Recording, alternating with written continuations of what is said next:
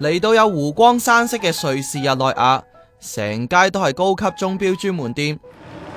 可惜冇錢，冇辦法成為靚錶嘅好歸宿，唯有趁鐘錶品牌有新工廠大廈落成，令佢嚟參觀腕錶誕生過程。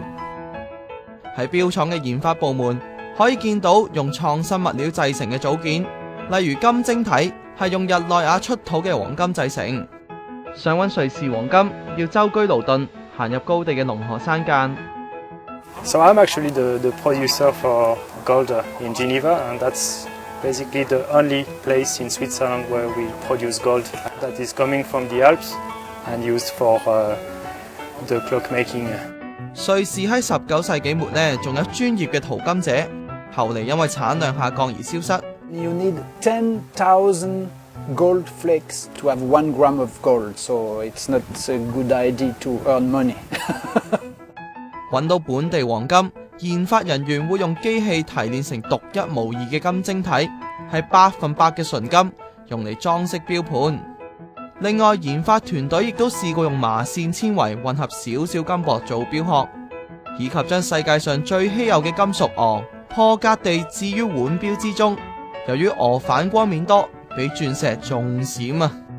防刮花嘅 Magic Gold 亦都係自家研製，由陶瓷同24K 金加熱融合而成。物料材料上面咧，我諗 Hublot 對喺我嘅印象嚟講係最深刻。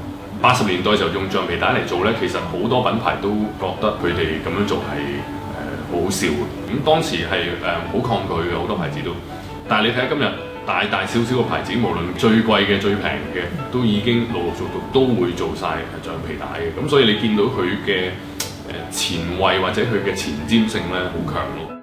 如果對獨特物料有興趣，佢建議留意老牌愛彼錶嘅特製碳纖，以及年輕品牌 Richard Mille 嘅輕金屬。機芯裡面嘅物料隨住時代改變咧，都越嚟越多品牌用一啲磅磁直游絲啊、直嘅擒縱系統啊。咁其實呢啲咧，我覺得響整個腕錶嘅一個發展同埋嘅市場嚟講咧，都係一個好重要嘅一個方向。